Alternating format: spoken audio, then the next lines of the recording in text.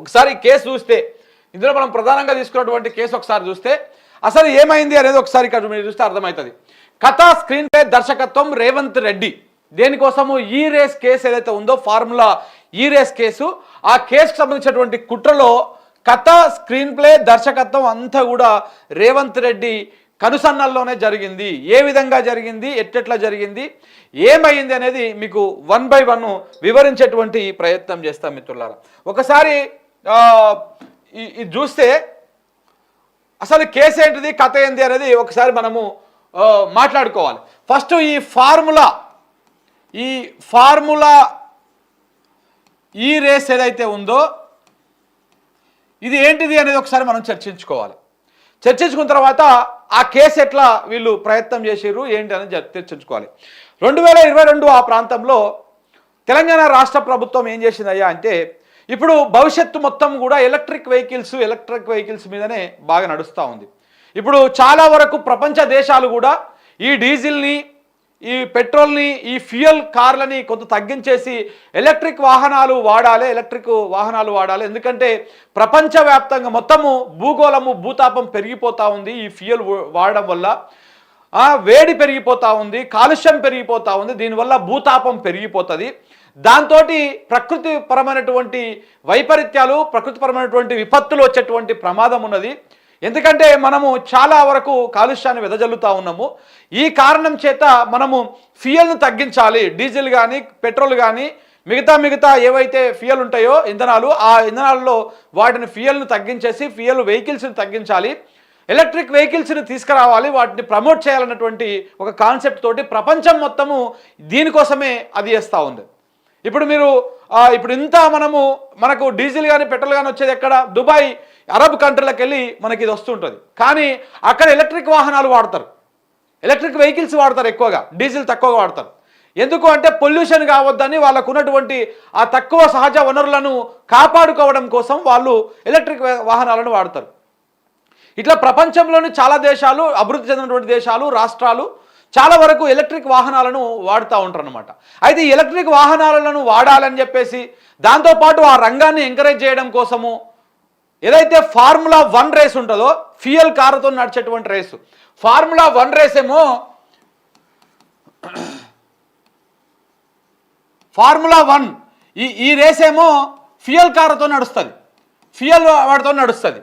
అలాగనే ఫార్ములా ఈ రేస్ ఏమో ఎలక్ట్రిక్ వెహికల్స్ తోటి ఈ రేస్ని కండక్ట్ చేస్తారు, ఈ ఈవెంట్ని కండక్ట్ చేస్తారు. సో దీన్ని దృష్టిలో పెట్టుకొని ఇప్పుడు ఫ్యూచర్ అంతా, భవిష్యత్ అంతా ఎలక్ట్రిక్ వాహనాలదే, ఎలక్ట్రిక్ వెహికల్స్దే. కాబట్టి మనం హైదరాబాద్లో కూడా చూస్తుంటాం ఆడాడ, మీకు కనపడే ఉంటుంది. మీరు ఎప్పుడైనా క్యాబ్ బుక్ చేసుకున్నప్పుడు చూడండి, పచ్చ నెంబర్ ప్లేటు కార్లు వస్తాయి మన దగ్గరికి. ఆ పచ్చ నెంబర్ ప్లేటు మొత్తం ఎలక్ట్రిక్ వాహనాలు. అంటే ఛార్జింగ్ పెట్టేసుకొని పోవాలి, దానికి ఏ డీజిల్ కానీ, పెట్రోల్ కానీ పెట్టాల్సినటువంటి అవసరం లేదు. పోవాలి, కరెంట్ దగ్గరికి పోయి ఛార్జింగ్ పెట్టుకోవాలి, కరెంట్ ఛార్జింగ్ స్టేషన్లో, ఈవీ స్టేషన్లోకి వెళ్ళి ఛార్జింగ్ పెట్టుకోవాలి. ఆ ఛార్జింగ్ అయిపోయినాక తిరుగుతుంది అనమాట. సో ఇట్లా పొల్యూషన్ లేకుండా వీటిని ఎంకరేజ్ చేయడం కోసము ఈ ఒక ప్రపంచమే నడుం బిగించింది. ఆ కార్యక్రమంలో భాగంగా ఇప్పుడు ఎట్లయినా సరే, ఏదైనా సరే మరి గుర్తుపెట్టుకోండి, మనము క్రికెట్ ఆడుతూ ఉంటాం, క్రికెట్ చూస్తూ ఉంటాం. ప్రపంచ దేశాలు మొత్తము ఆడుతున్నటువంటి దాన్ని ప్రపంచంలోనే బాగా క్రేజ్ ఎక్కువ ఉంటుంది ఆ క్రికెట్కి కూడా. ఆ క్రికెట్ చూస్తూ ఉంటే ఆ క్రికెట్ చూసే క్రమంలో దానికి సంబంధించినటువంటి బ్రాండ్లు కానీ, లేకపోతే వేరే బ్రాండ్లు కానీ ఆ ప్రాంతంలో, ఆ స్టేడియంలో కానీ, లేకపోతే అది ప్రసారం అయ్యే టీవీల్లో కానీ రకరకాల యాడ్లు వస్తూ ఉంటాయి. దేనికోసము? ప్రమోట్ చేయడం కోసం అనమాట.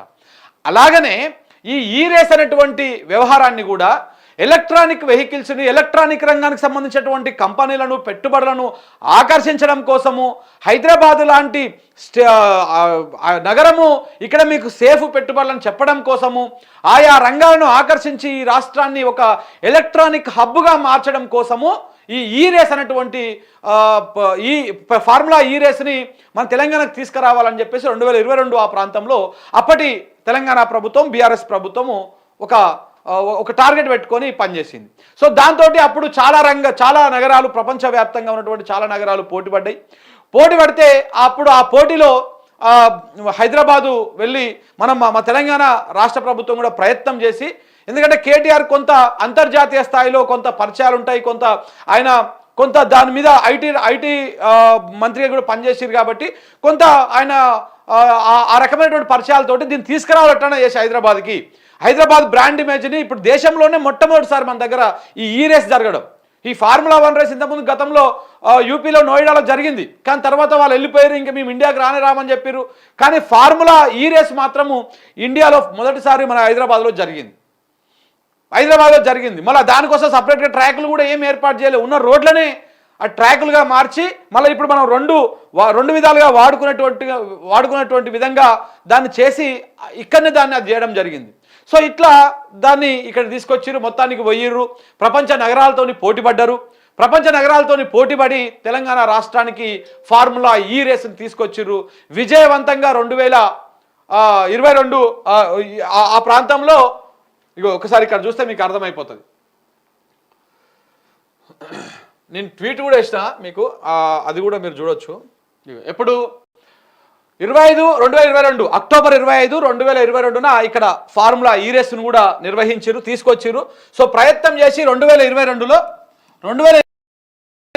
ప్రయత్నం చేసిర్రు, హైదరాబాద్కు ఈ రేస్ని తీసుకొచ్చి అక్టోబర్ 22 ఎంత అక్టోబర్ 5 అక్టోబర్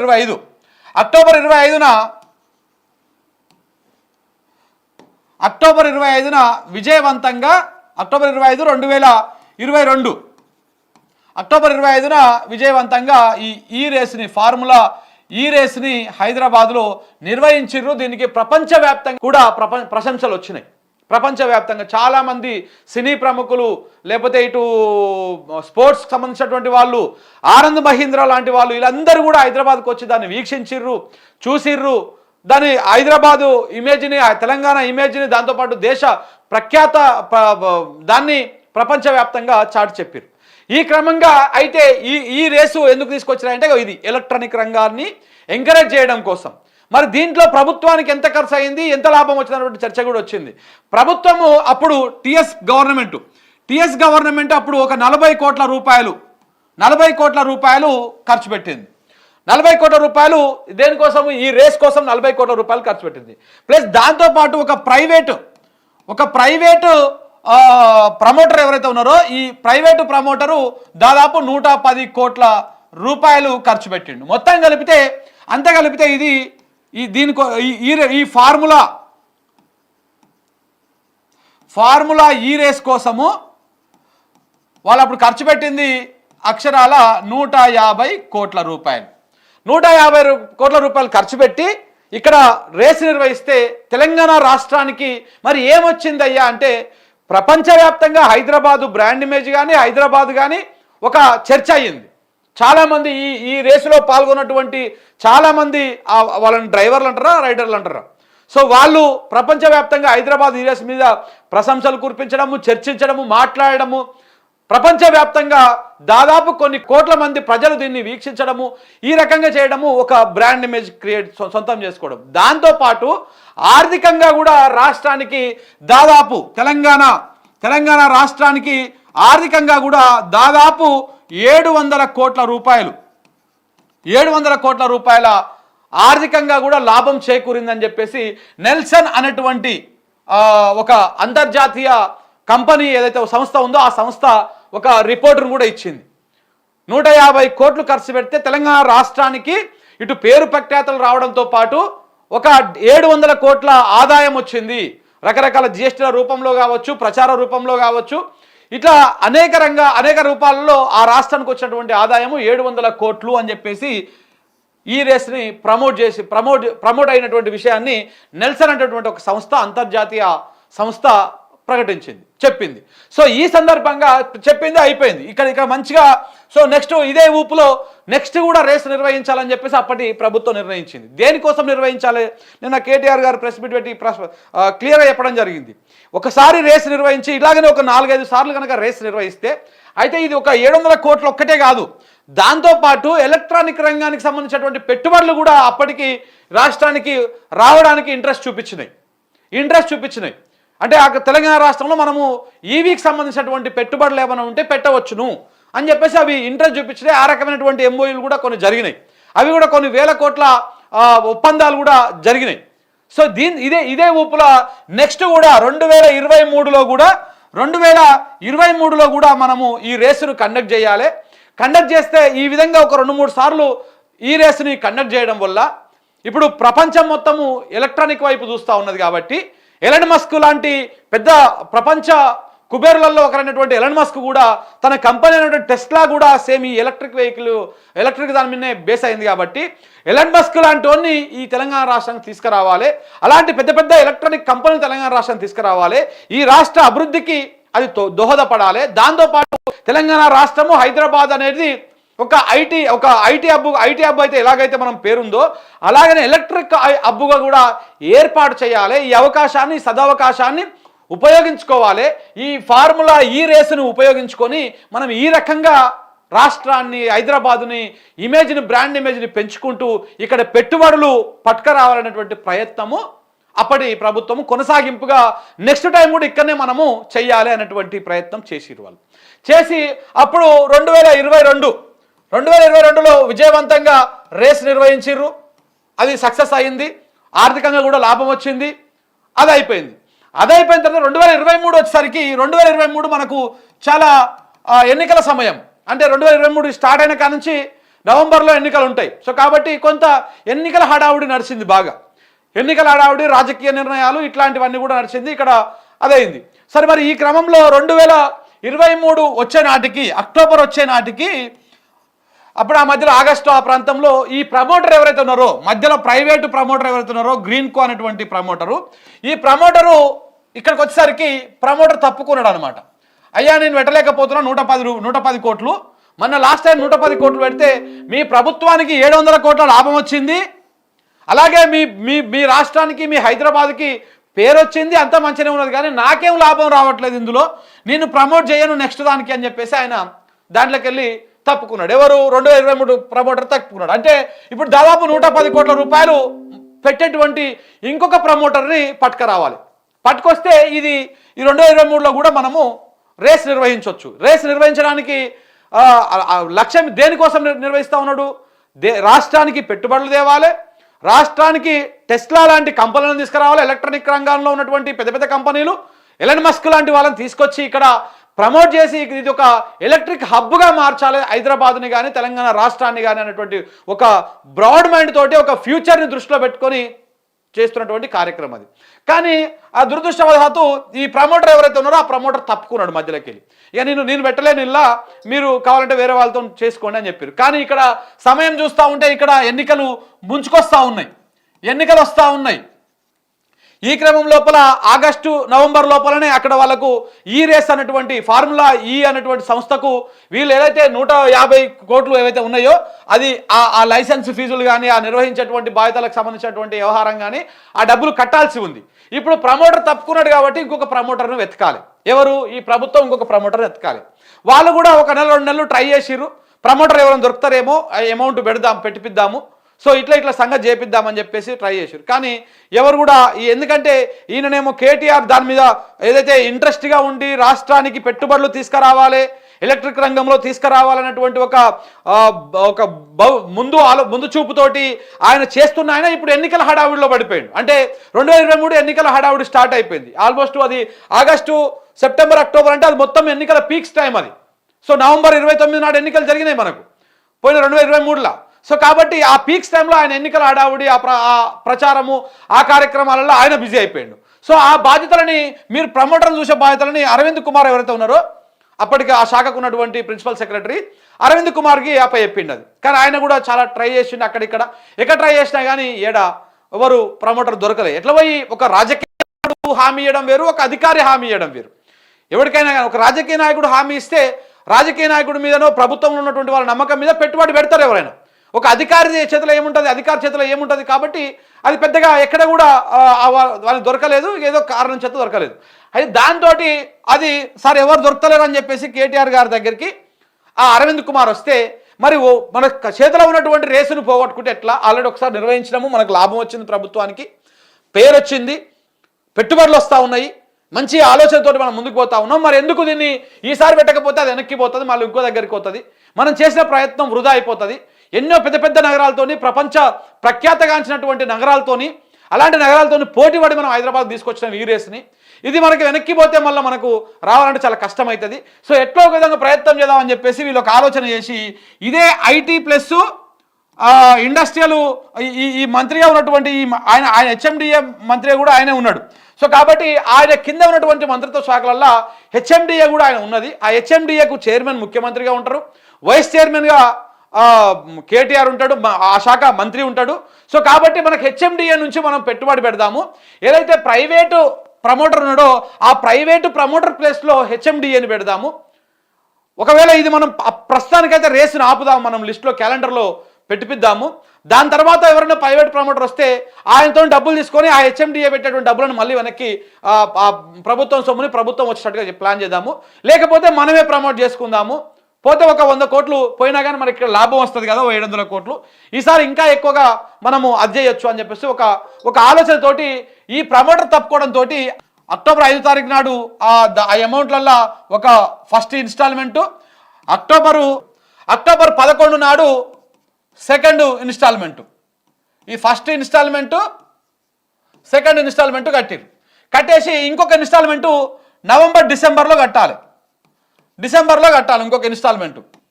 కానీ ఇది కట్టే లోపల డిసెంబర్ 3 తారీఖు నాడు ప్రభుత్వం మారిపోయింది. ఇది కట్టిర్రు. అక్టోబర్ 19 తారీఖు నాడు ఫార్ములా ఈ అనేటువంటి సంస్థ కూడా లిస్టులో క్యాలెండర్ లిస్టులో హైదరాబాద్లో రేస్ జరుగుతుందని చెప్పేసి లిస్టులో పెట్టిన తర్వాత ఇంకొక 3వ ఈఎంఐ ఉన్నది కదా, 3వ టర్మ్ ఉన్నది కట్టాల్సింది. ఆ 3వ టర్మ్ అమౌంట్ కూడా కట్టాలని చెప్పేసి అప్పటికి ప్రభుత్వం మారిపోయింది. నవంబర్ 29 నాడు ఎన్నికలు జరిగినాయి, 3 తారీఖు నాడు ఫలితాలు వచ్చినాయి. ఆ ఫలితాలలో బీఆర్ఎస్ పార్టీ ఓడిపోయింది, కాంగ్రెస్ పార్టీ గెలిచింది. డిసెంబర్ 7 తారీఖు నాడు ముఖ్యమంత్రిగా రేవంత్ రెడ్డి గారు ప్రమాణ స్వీకారం చేసిరు. స్వీకారం చేసినాక ఈ ఫార్ములా ఈ రేస్ అనేటువంటి ఆ సంస్థ సంబంధించినటువంటి కో ఫౌండర్ ఎవరైతే ఉన్నారో డిసెంబరు 18 తారీఖు 19 తారీఖు నాడు ఈ ఫార్ములా ఈ అనేటువంటి సంస్థకు కో ఫౌండర్ ఎవరైతే ఉన్నారో ఆ కో ఫౌండర్ వచ్చి రేవంత్ రెడ్డిని కలిసిపోయింది. ఆ ఫోటో కూడా మీరు ఇక్కడ చూడవచ్చు. ఇగో కలిసిపోయినటువంటి ఫోటో. ఇది డిసెంబర్ 19 తారీఖు నాడు వచ్చి కలిసిపోయినటువంటి ఫోటో. ఈ ఫోటోని బయటకు రానియలే. నిన్న కేటీఆర్ ఆయన ప్రెస్ మీట్లో బయట పెట్టాడు తప్ప ఇప్పటిదాకా ప్రభుత్వం కానీ పత్రికలు కానీ ఎక్కడ కూడా ఈ విషయాన్ని దాచిపెట్టే బయటకు రానియలేదు. దీంతో పాటు ఈయన ప్రిన్సిపల్ సెక్రటరీకి రాసిన లేఖలు అవేవి కూడా రానియకుండా చాలా దాచిపెట్టారు. సో ఆ క్రమం లోపల 13 నాడు వచ్చి కలిసిపోయింది. 19 కాదు, 13 నాడు వచ్చి కలిసిపోయినాక అప్పుడు రేవంత్ రెడ్డి ఆ కో ఫౌండర్ ఎవరైతే ఫార్ములా ఈ సంస్థ కో ఫౌండర్ ఉన్నారో ఆయన కొంత సానుకూలంగా స్పందించారని చెప్పేసి నేను వారు ప్రెస్ మీట్లో చెప్పడం జరిగింది. సో ఈ 13 తారీఖు నాడు కలిసిపోయి అయినా ఎలాంటి రెస్పాన్స్ లేకపోవడంతో ఈ 3వ ఈ ఇన్స్టాల్మెంట్ డబ్బులు కట్టకపోవడంతో డిసెంబర్ 19 నాడు ఒక లేఖ రాసిండు. మళ్ళా అదే దానకిషోర్ ఏదైతే ఆ ప్రిన్సిపల్ సెక్రటరీ ఉన్నాడో మెయిలే లేఖ. సో ఆ మెయిల్ చేసిండ్రు. 19 తారీఖు నాడు మెయిల్ చేసి మరి మీరు ఇంట్రెస్ట్లో ఉన్నారా లేరా, ఉంటే ఆ మిగతా మన అగ్రిమెంట్ ప్రకారం ఆ అమౌంట్ పంపించండి, ఒకవేళ ఇంట్రెస్ట్గా లేకపోతే మీరు మాకు చెప్పండి, మీ స్పందన ఏంటో చెప్పండి అని చెప్పేసి ఆయన లేఖ రాయడం జరిగింది. ఒక 3-4 పేజీల ఈమెయిల్ని చేయడం జరిగింది. చేసినా కానీ ఈ దానకిషోర్ నుంచి కానీ ప్రభుత్వం నుంచి కానీ ఎలాంటి స్పందన రాలేదు. రాకపోయేసరికి 19 తారీఖు అయిపోయింది కదా, మళ్ళా 22 తారీఖు నాడు ఆ ఫార్ములా ఈ అనేటువంటి సంస్థ లీగల్ టీము మళ్ళొక లెటర్ని పంపించింది దానకిషోర్కి, ఆ ప్రభుత్వానికి. అయ్యా బాబు, మీరు మీ ఒప్పందం ప్రకారం మన అగ్రిమెంట్ ప్రకారం మీరు డిసెంబర్లో డబ్బులు ఇవ్వాల్సి ఉంది, 3వ టర్ము. ఆ డబ్బులు ఇస్తే మేము హైదరాబాద్లో రేస్ నిర్వహిస్తాము, ఏ ప్రాబ్లం ఉండదు. కానీ మీరు స్పందన లేదు, మనం చేసుకున్నటువంటి ఒప్పందం మీరు బ్రీచ్ చేస్తూ ఉన్నారు, అంటే ఉల్లంఘిస్తూ ఉన్నారు.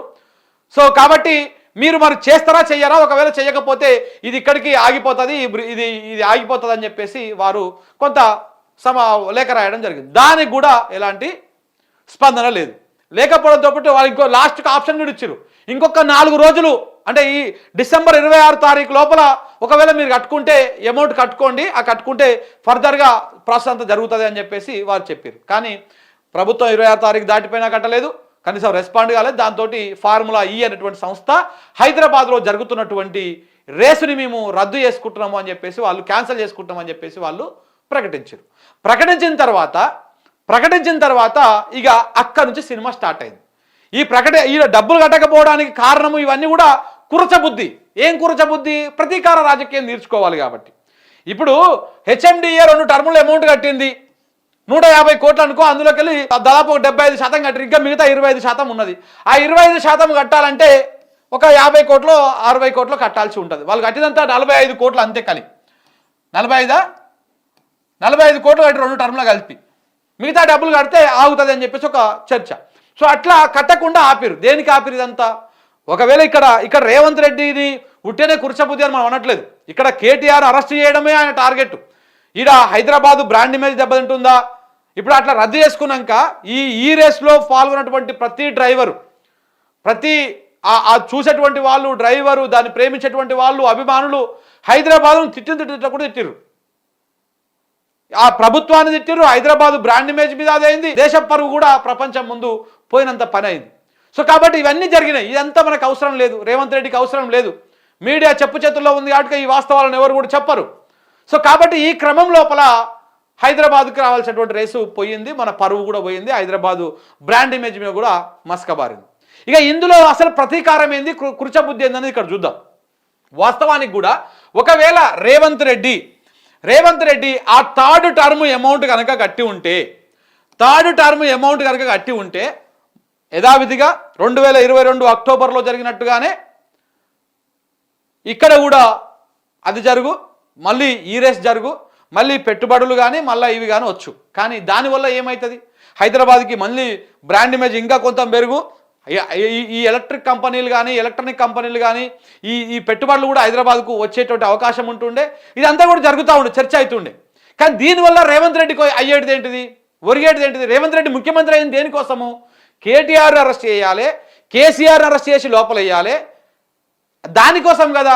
మరి ఆయన ఏ కేసులో దొరుకుతలేడు. అందుకని ఏం చేసిర్రు, ఈ 3వ టర్మ్ అమౌంట్ కావాలనే కట్టలేదు. వీళ్ళు కావాలనే కట్టకుండా ఆపేసారు. ఎందుకంటే కేసు కావాలిగా మనకి. నువ్వు 45 కోట్ల రూపాయలు ఎట్లా పంపించినావు హెచ్ఎండిఏ నుంచి, అక్రమంగా పంపించినావు నువ్వు అని చెప్పేసి దాన్ని ఒక కేసు విరికించడం కోసము ఈ 45 కోట్లకు సంబంధించి మొన్న ఢిల్లీకి పోయి గుర్తుకుందా మీకు? ఢిల్లీకి పోయి 3 రోజులు ఉండొచ్చిండు. 3 రోజులు పోయి ఈ అమౌంట్ అక్రమంగా పంపిండు. దీంట్లో మీరు దయచేసి ఈడీని చొప్పించండి. నేను ఇప్పటికే ఏసీపీకి అప్పచెప్పిన ఈ కేసుని. మీరు ఈడీని చొప్పిస్తే ఈడీ వచ్చి కేసు పెడితే, ఈడీ అయితే ఏ ఆధారం లేకపోయినా, ఏ సాక్ష్యం లేకపోయినా ఎన్ని నెలలైనా జైల్లో పెట్టొచ్చు. సో కాబట్టి దయచేసి ఇట్లా చేయండి అని చెప్పేసి పోయి కాళ్ళ మీద ఏళ్ళ మీద పడొచ్చిండు బీజేపీల మీద. కానీ ఆ కేసులో పెడితే ఏమవుతుంది, ఎట్లయితుంది అని వాళ్ళు కూడా ఆలోచన చేస్తూ ఉన్నారు. సరే నీకు నువ్వు చేసుకోవడానికి చేసుకో, మేమేమి ఇబ్బంది పెట్టాను, కానీ ఏసీపీని పెట్టి నువ్వు అరెస్ట్ చేసుకొని లోపటేసుకొని నేను ఇబ్బంది పెట్టాం. కానీ ఉన్న పలంగా ఇందులోకి ఈడీని తీసుకొస్తే ఇందులో కేసు ఏంటిది అనేది రేపు సుప్రీంకోర్టుకు అయినాక మా ఇజ్జత్ పోతుంది అనేటువంటి ఆలోచన కూడా కేంద్ర ప్రభుత్వం చేస్తున్నట్టుగా తెలుస్తూ ఉంది. సో కాబట్టి ఈ క్రమం లోపల కావాలనే 3వ టర్ము అమౌంట్ని కట్టలేదు. దానికి కారణం ఏంటి? ప్రతీకార రాజకీయంలో ప్రతీకారం తీర్చుకోవాలి అంటే కేటీఆర్ని అరెస్ట్ చేయాలి, జైల్లో పెట్టాలి. అది కూడా ఎట్లా అరెస్ట్ చేయాలి? నన్ను ఏ శాఖనైతే వినియోగించుకొని నా మీద కేసు పెట్టిర్రో, ఏ శాఖ? అవినీతి నిరోధక శాఖ. అదే ఉంది కదా ఒకటి, మన ఏసీబీ, యాంటీ కరప్షన్ బ్యూరో ఉంది కదా, అదే నా మీద కేసు పెట్టి లోపల పెట్టింది. సేమ్ ఇప్పుడు కూడా అదే సంస్థతోటి కేసు పెట్టించి కేటీఆర్ని లోపల పెట్టాలి. ఎంత కుర్చబుద్ధి! ఇక్కడ ఎందుకు కుర్చబుద్ధి అంటున్నాము అంటే, హైదరాబాదు బ్రాండ్ ఇమేజ్ పోయినా పర్వాలేదు, రాష్ట్రం పరువు గంగలు కలిసిపోయినా పర్వాలేదు, దేశం పరువు ప్రపంచం ముందు పోయినా పర్వాలేదు. కానీ మన ప్రతీకారం కోసం, మన రాజకీయం కోసము మనము దాన్ని మొత్తానికి కొలాప్స్ చేసి ఒక కథ రాసి, ఒక స్క్రిప్ట్ రాసి, ఆ స్క్రిప్ట్ ప్రకారం కేసు నమోదు చేపించి దాని నుంచి అరెస్ట్ చేయాలి అనేటువంటి కుర్చబుద్ధి. అందుకే నేను కుర్చబుద్ధి ప్లస్ ప్రతీకార రాజకీయము = ఫార్ములా ఈ రేస్ కేసు అని చెప్పేసి పెట్టడం జరిగింది. నిజంగా కూడా అంతకు మించి ఏమి లేదు అందులో. ఇదే వాస్తవం. ఇంతకు మించి ఏమీ లేదు. కేవలము ప్రతీకారం తీర్చుకోవడం కోసము హైదరాబాద్ బ్రాండ్ ఇమేజ్ గంగలు కలిసిపోయినా పర్వాలేదు, ఏదేమైనా పెట్టుబడులు పోయినా పర్వాలేదు, రేపటి నాడు ఎవడైనా ఇక్కడ ఈ రేస్ కానీ ఎలక్ట్రిక్ సంబంధించినటువంటి కంపెనీలు కానీ పెట్టాలంటే భయపడ్డా పర్వాలేదు, రాష్ట్రం ఆగమైపోయినా పర్వాలేదు, కేటీఆర్ను అరెస్ట్ చేయాలి. అదే ఏసీబీ తోటి కేసు నమోదు చేయాలి. అదే ఏసీబీ అధికారులు పోయి కేటీఆర్ అరెస్ట్ చేయాలి, జైలు వేయాలి. నాకు ఈగో సాటిస్ఫై కావాలి, మా పటేల్ అమ్మ ఈగో సాటిస్ఫై కావాలి, నా ఈగో సాటిస్ఫై కావాలి, నా ఫ్యామిలీ కుటుంబ సభ్యుల ఈగో అంతా సాటిస్ఫై కావాలనేటువంటి ప్రయత్నం తప్ప ఇందులో ఏమీ లేదు. రాష్ట్ర ప్రజలకు ఉపయోగపడేటువంటి కేసు కాదు ఇది. రాష్ట్రానికి ఏదో ఇందులో ఏమైనా అవినీతి జరిగింది, ఈ అవినీతి నిరోధక శాఖ కేసు చేస్తూ ఉంది కదా, ఇందులో అవినీతి జరిగింది. ఏడా అవినీతి జరిగింది? ఈ పంపినటువంటి 45 కోట్లు బ్యాగులు తీసుకుపోయి ఇచ్చిర్రా రేవంత్ రెడ్డి ఓటుకు నోటు కేసులో 50 లక్షలు పట్టుకపోయినట్టు? అట్లా ఏమన్నా 45 కోట్లు బ్యాగులు పట్టుకొని పోయిర్రా? పోలేదు కదా. అకౌంట్ నుంచి అకౌంట్కు ట్రాన్స్ఫర్ అయింది.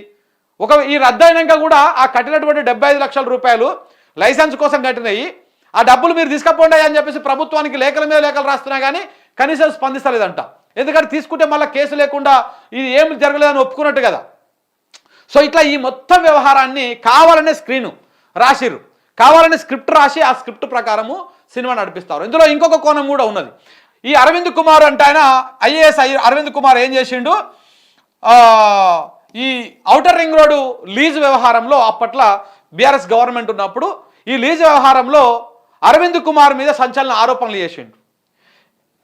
చేస్తే లీగల్ నోటీస్ ఇచ్చిండు అరవింద్ కుమార్. లీగల్ నోటీసులు ఇచ్చేటప్పుడు ఆ లీగల్ నోటీస్ ఇస్తే ఆ లీగల్ నోటీసు వచ్చినప్పుడు రేవంత్ రెడ్డి ఏం మాట్లాడిండు ఒకసారి ఇక్కడ చూడండి. ఇగో ఇంగ్లీష్లో తిట్టిండు, నా ఇజ్జత్ పోయింది. ఏది? అరవింద్ కుమారు రేవంత్ రెడ్డిని తిట్టిండు, నా ఇజ్జత్ పోయింది అని చెప్పేసి చెప్పిండు. అందుకని ఈయనకి ఇంగ్లీష్ రాదు కదా, ఈయనకు అర్థమైందో అర్థం కాలేదో పాడిగాను. ఇక చూడండి, నిన్ను 20 ఏండ్లు జైల్లో పెట్టకుంటే నా పేరు మార్చుకుంటా అని చెప్పేసి, ఇది ఎప్పుడు? సంవత్సరం క్రితం అంటే ఈయన బీఆర్ఎస్ గవర్నమెంట్ ఉన్నప్పుడు, నిన్ను 20 ఏండ్లు జైల్లో పెట్టకుంటే నా పేరు మార్చుకుంటా అని చెప్పేసి రేవంత్ రెడ్డి అప్పుడే చెప్పిండు. నేను ఉట్టిగానే అంటలేను, ప్రతీకార రాజకీయం ఇది, కుర్చబుద్ధి అని ఉట్టిగానే అంటలేను. ఇవన్నీ ఉన్నాయి కాబట్టి అంటున్నా. ఇగో ఈ అరవింద్ కుమార్ అనేటువంటి అధికారిని నిన్ను 20 ఏండ్లు జైల్లో పెట్టకపోతే నా పేరు మార్చుకుంటా అని ప్రతిపక్ష నాయకుడిగా ప్రతిపక్ష పార్టీలో ఉన్నప్పుడు పిసిసి అధ్యక్షునిగా మాట్లాడినటువంటి మాటలు ఇవి, రేవంత్ రెడ్డి మాట్లాడిన మాటలు. ఇంకా ఉన్నాయి చూడండి. ఇగో ఐఏఎస్ అరవింద్ కుమార్కు రేవంత్ రెడ్డి వార్నింగ్. ఇదంతా పర్సనల్ గ్రడ్జ్, అంతే, ఇగో పర్సనల్ గ్రడ్జ్. అప్పుడు ఆయనకు లీగల్ నోటీస్ ఏంటంటే ఈ అరవింద్ కుమారు ఈ ఔటర్ రింగ్ రోడ్డు వ్యవహారంలో రేవంత్ రెడ్డి నోటికి వచ్చినట్టు వాగిండు కాబట్టి ఆ వాగిన దానికి లీగల్ నోటీస్ ఇచ్చిండు ఈయన. ఎవరు? అరవింద్ కుమార్ రేవంత్ రెడ్డికి లీగల్ నోటీస్ ఇచ్చిండు. ఇక అతను నాకే లీగల్ నోటీస్ ఇస్తావా, నేను అమ్రాపాల్ పులిని, నాకే నీ లీగల్ నోటీసులు ఇస్తావా నువ్వు అని చెప్పేసి పగబట్టి ఇగో నిన్ను 20 ఏండ్లు జైల్లో పెడతా అని చెప్పేసి అప్పుడే శపథం చేసిండు. ఇప్పుడు అధికారంలోకి వచ్చినాక అరవింద్ కుమార్తో పాటు కేటీఆర్ను కూడా రాజకీయ ప్రత్యర్థి కాబట్టి, ప్రతిపక్ష పార్టీ నాయకుడు కాబట్టి ఆయనను కూడా ఇప్పుడు జైల్లో పెట్టేటువంటి ప్రయత్నం చేసిండు. ఇవన్నిటికీ కారణం ఏంటిది? ఇదంతా కథ ఏంది? ఎవరో కానీ నిజంగా కూడా ఈ లీగల్ అడ్వైజరు, ఈ సలహాదారులు ఎవరో కానీ వీళ్ళు చాలా క్రిమినల్ మైండెడ్తో ఆలోచిస్తూ ఉన్నారు. ఎవడైనా సలహాదారుడు అంటోడు రాష్ట్ర ముఖ్యమంత్రికి ఏం సలహాలు ఇవ్వాలి, రాష్ట్ర ప్రజలకు ఏం మంచి చేయాలి, ఏ విధంగా మంచి చేయాలి, ఆ మంచి చేసే కార్యక్రమాలు ఏమేమి ఉన్నాయో చెప్పేటువంటి కార్యక్రమంలో భాగంగా అది చేయాలి. కానీ ఈయన మొత్తం ఎవరెవరిని ఎట్టెట్టు అరెస్ట్ చేయాలి, ఏ రాజకీయ నాయకుని ఏ విధంగా అరెస్ట్ చేయాలన్నటువంటి సలహాలు ఇచ్చేటువంటి క్రిమినల్ మైండెడ్ ఉన్నటువంటి వాళ్ళు మరి సలహాదారులుగా పెట్టుకున్నట్టున్నాడు ఆయన. ఆ ఆలోచన ఆ ఐడియా ఇచ్చేది మొత్తం వాళ్ళే ఉన్నట్టున్నారు. ఎందుకంటే ఆయన ప్రభుత్వ ప్రధాన సలహాదారు ఎవరు? వేం నరేందర్ రెడ్డి. వేం నరేందర్ రెడ్డి ఎవరు? ఓటుకు నోటు కేసు ఎక్కడైతే పడిందో ఆ ఓటుకు నోటు కేసు జరగడానికి ఆద్యుడే వేం నరేందర్ రెడ్డి. అంటే ఈయనను ఎమ్మెల్సీ చేయడం కోసమే రేవంత్ రెడ్డి 50 లక్షల రూపాయల బ్యాగ్ పట్టుకొని పోయి అడ్డంగా దొరికింది ఏసీపీకి. సో కాబట్టి ఇట్లా ఈ రకంగా మొత్తం క్రిమినల్ మైండెడ్ వాళ్ళని చుట్టుముట్టు పెట్టుకొని ఇలా రాజకీయంగా పబ్బం గడుపుకునేటువంటి ప్రయత్నం, ప్రతీకార చర్య తీసుకునేటువంటి ప్రయత్నం. సో ఇది మొత్తం కంప్లీట్గా ఒక కురుచబుద్ధి, ఒక ప్రతీకార రాజకీయం తప్ప ఈ ఫార్ములా, ఈ రేస్ అనేటువంటి అంశము ఇంకొకటి లేనే లేదు. ఇందులో కుటుంబ సభ్యుల ఈగో సాటిస్ఫై చేయడము, రేవంత్ రెడ్డి గారి ఈగోని సాటిస్ఫై చేసుకోవడము తప్ప ఇంకొకటి లేదు. ఇప్పుడు సపోజ్ ఈ కేసులో రేవంత్ రెడ్డి, ఈ కేసులో కేటీఆర్ గారిని అరవింద్ని అరెస్ట్ చేసిరని అనుకుందాం. ఆ రకంగానే అడుగులు పడతా ఉన్నాయంట, ఇప్పటికీ హడావుడి స్టార్ట్ అయిపోయింది. అరెస్ట్ చేసిరని అనుకుందాం. ప్రపంచవ్యాప్తంగా చర్చ అవుతుందా కాదా? 100% చర్చ అవుతుంది. నేషనల్ మీడియా కూడా 100% దాని మీద చర్చిస్తుంది, 100% చర్చిస్తుంది. అప్పుడు ఎవరు ఇజ్జత్ పోతుంది? అప్పుడు కూడా మళ్ళీ కాంగ్రెస్ పార్టీ ఇజ్జతే పోతుంది. ఇక్కడ కాంగ్రెస్ వాళ్ళకి అర్థం కాని విషయం ఏంటంటే రేవంత్ రెడ్డి కాంగ్రెస్ ఎజెండాని అమలు చేస్తలేడు. కాంగ్రెస్ పార్టీకి ఒక అవకాశం ఇచ్చారు తెలంగాణ ప్రజలు. 10 ఏళ్ల తర్వాత ఇక్కడ రాష్ట్రం ఏర్పడ్డాక ఒక అవకాశాన్ని ఇచ్చారు. ఆ అవకాశం సద్వినియోగం చేసుకోవాలి. దేనికి సద్వినియోగం చేసుకోవాలి? 10 ఏళ్ళు కేసీఆర్ పాలించిన పాలన కంటే బెటర్మెంట్ పాలన అందించి మంచిగా పరిపాలన చేసి, అరే కాంగ్రెస్ వాళ్ళు అధికారం ఇస్తే ఒక్కసారి మనం అవకాశం ఇచ్చినా మంచిగా పరిపాలించారు, కేసీఆర్ కంటే మంచిగా ఇస్తున్నారు, కేసీఆర్ 5,000 రైతు బంధు ఇస్తే ఈయన 15,000 ఇచ్చిండు, అదే 7,500 ఇచ్చిర్రు, ఆయన 2,000 పింఛన్ ఇస్తే 4,000 ఇచ్చారు అనేటువంటి మంచి పేరు తెచ్చుకోవాలి. అభివృద్ధి కార్యక్రమాలు కూడా ఆ రకంగానే చేయాలి. సంక్షేమం కానీ, అభివృద్ధి కానీ, అడ్మినిస్ట్రేషన్ కానీ ప్రతిదీ పేద కుటుంబానికి చేరేటువంటి విధంగా చేర్చి ఈ రకంగా చేయాలి. కానీ అవి ఏవి చేయకపోగా, అవి చేయడానికి సాధ్యం కాకపోగా ఇగో ఇట్లా ప్రతీకారం తీర్చుకోవడానికి మాత్రమే ఈయన ముఖ్యమంత్రి అయింది. ఇలా కాంగ్రెస్ పార్టీ అర్థం కావట్లే కానీ ఓ రాకాష్ చేతిలో పెట్టింది పార్టీని తీసుకొచ్చి. ఆయన ఏం చేస్తున్నాడు, ఇలా తన రాజకీయ భవిష్యత్తు కోసము ఇలా ఇవన్నీ ఎంత గబ్బు చేయాలనో పార్టీలో అంత గబ్బు చేస్తాడు. పార్టీని సర్వనాశనం సత్యనాశ చేసి మళ్ళీ ఒక 20 ఏళ్ళ దాకా తెలంగాణ రాష్ట్రంలో కాంగ్రెస్ పార్టీ వైపు తిరిగి ఇది కూడా పోయకుండా చేసిపోతాడు. పోయి తర్వాత ఆయన ద్వారా ఆయన చూసుకుంటాడు. బీజేపీకో లేకపోతే టీడీపీకో లేకపోతే ఓ కూటమి వస్తే ఆ కూటమికి నాయకుడిగానో అట్లనే పోతాడు తప్ప కాంగ్రెస్ పార్టీలో ఉండేటువంటి మొలక కాదు ఇది. కాంగ్రెస్ పార్టీలో మీరు ప్రమాణం చేయమని చెప్పండి, వాళ్ళ కుటుంబ సభ్యుల మీద, వాళ్ళ పిల్లల మీద, అందరి మీద ప్రమాణం చేయమనండి. నేను కాంగ్రెస్ పార్టీ నుంచి విడిచి వెళ్ళిపోను, భవిష్యత్తులో ఓడిపోయినా గెలిచినా కాంగ్రెస్ పార్టీలోనే ఉంటాను ప్రమాణం చేయమని చెప్పండి. అదే మొన్న పోయింది కదా ఒక డ్రామా చేయడానికి ఏడవనిక అదే అమ్మవారు భాగ్యలక్ష్మి అమ్మవారి దగ్గరికి పోయి ఆ అమ్మవారి మీద ప్రమాణం చేసి చెప్పమనండి, నేను కాంగ్రెస్ పార్టీ నుంచి విడిచి వెళ్ళిపోను అని. 100% చేయడు. ఎందుకంటే రేపు బీజేపీలో పోవడానికి దారులు వేసుకొని కూర్చున్నాడు. చంద్రబాబు పార్టీని మళ్ళీ ఈడ మొలకెత్తడానికి దారులు వేసుకొని కూర్చున్నాడు రేవంత్ రెడ్డి. దానికోసంలో భాగంగానే ఇదంతా కూడా ఈ అరెస్టు, ఈ కథ, ఈ కార్యక్రమం అంతా కూడా దాంట్లో భాగమే. అంతకు మించి ఇంకొకటి ఏం లేదు. ఈ ప్రతీకార రాజకీయాలు ఎప్పటికి కూడా మంచిది కాదు. ఇలా రేవంత్ రెడ్డి దీన్ని స్టార్ట్ చేసిండు తెలంగాణ రాష్ట్రంలో. ఇప్పటిదాకా ప్రతీకార రాజకీయం లేదు తెలంగాణలో. కాంగ్రెస్ పార్టీ అధికారంలోకి వచ్చినాక ప్రతీకార రాజకీయాలు, కక్షపూరిత రాజకీయాలు, ఓహో అధికారంలోకి వస్తే ఇవన్నీ చేయవచ్చునా అనేటువంటి అంశాన్ని రేవంత్ రెడ్డి స్టార్ట్ చేసిండు. 100% ఇది కొనసాగుతుంది తప్ప ఆగిపోదు. ఇలా దెబ్బతిన్నోడు ఊకుంటాడా? రేపు అధికారంలోకి వచ్చినాక దెబ్బకు దెబ్బ ఎట్లా ఉండాలో ఆ రోజు చూపించేటువంటి అవకాశం ఉంటుంది. 200% చూపించేటువంటి అవకాశం కనబడతా ఉంది. దానికి ఆజ్యం పోసింది రేవంత్ రెడ్డి, దానికి బలయ్యేది కూడా రేవంత్ రెడ్డి రేపటి నాడు. ఇవాళ పటేల్ అమ్మ, మన పటేల్ గారు చాలా ఖుషి అవుతుండొచ్చు. చూస్తున్నాగానే ఐస్ గడ్డ అరిగిపోయినట్టే సంవత్సర కాలం అరిగిపోయింది. ఇంకొక 3 ఏళ్ళు ఉన్నది. ఒక లాస్ట్ 1 ఇయర్ ఎలక్షనే, ఇంకా అప్పుడు మీరు కట్టగట్టేది ఏముండదు. కానీ ఈ 3 ఏళ్ళల్లో మీరు ఏం చేసినా 3 ఏళ్ళు మహా అయితే కేటీఆర్నో లేకపోతే మాట్లాడుతానో ఇంకెవరినో సంవత్సరం 2 సంవత్సరాలు జైల్లో పెడతావు. జీవితాంతం జైల్లో పెట్టలేవు కదా. సో కాబట్టి ఎన్ని రోజులు జైల్లో పెట్టా ఏం చేసినా కానీ చివరికి ఈ ప్రతీకారానికి బలైపోతాడు రేవంత్ రెడ్డి. దీంట్లో ఎలాంటి డౌట్ లేదు. మీరు రాసి పెట్టుకోండి. ఏ ప్రతీకార రాజకీయం చేస్తా ఉన్నాడు ఇవాళ తెలంగాణ రాష్ట్రంలో, అదే ప్రతీకారానికి రాజకీయంగా కనుమరుగైపోతాడు. చివరికి అమ్మ అయ్యా అని చెప్పేసి రోడ్ల మీద అడుక్కునే స్థితి దానికి వస్తుంది. సో కాబట్టి అది ఆ పరిస్థితి తెచ్చుకునేటువంటి పరిస్థితి కనపడతా ఉంది చూస్తూ ఉంటే. సో ఇది కురుచ బుద్ధి ప్లస్ ప్రతీకార రాజకీయము ఈక్వల్ టు ఫార్ములా ఈ రేస్ కేసు అని చెప్పేసి నా అనాలిసిస్. 100% అందులో 100% ఇందులో ఇదే వాస్తవం. ఇందులో కుర్చబుద్ధి ప్రతీకార రాజకీయం తప్ప ఇంకొకటి లేనే లేదు. అసలు ఈ కేసులో ఇంకా న్యాయ నిపుణులు కూడా చాలామంది మనం ఆల్రెడీ చూస్తూ ఉన్నాం ఇవాళ రేపు ఆ ఛానళ్ళల్లో కూడా. ఆ రచనారెడ్డి కానీ లేకపోతే మిగతా న్యాయ నిపుణులు కానీ కొంతమంది కానీ అసలు ఇలా కేసు ఏముంది, ఇందులో ఈడీ ఏమొస్తుంది, ఇందులో ఏసీబీ ఏమున్నది, అసలు ఏం కథ ఉన్నది, ఇందులో ఏసీబీ వచ్చి చేయాల్సినటువంటి కేసు కానే కాదు ఇది అని చెప్పేసి వాళ్ళే మాట్లాడుతూ ఉన్నారు న్యాయ నిపుణులే. సో కాబట్టి రేపు అంటే కొన్ని రోజులు మేనేజ్ చేయొచ్చు జైల్లో ఉంచడం కోసం. ఇప్పుడు ఏం తప్పు చేయకపోయినా 35 రోజులు మన కొడంగల్ మాజీ ఎమ్మెల్యే ఉన్నాడు ఆయన పేరు పట్టణానంద రెడ్డి, ఆయన జైల్లో పెట్టలే, రైతులు తీసుకుపోయి జైల్లో పెట్టలే. గట్లా పెట్టొచ్చు నువ్వు, నీకు ఇగో సాటిస్ఫై కోసం. కేటీఆర్ 1 నెలలో 2 నెలలో 3 నెలలో మా అయితే 6 నెలలు పెడతావు, అంతకంటే ఎక్కువ పెట్టలేవు. న్యాయస్థానాలు మరీ కళ్ళు మూసుకొని ఏం లేవు, తప్పేది ఒప్పేది చూస్తూనే ఉంటాయి.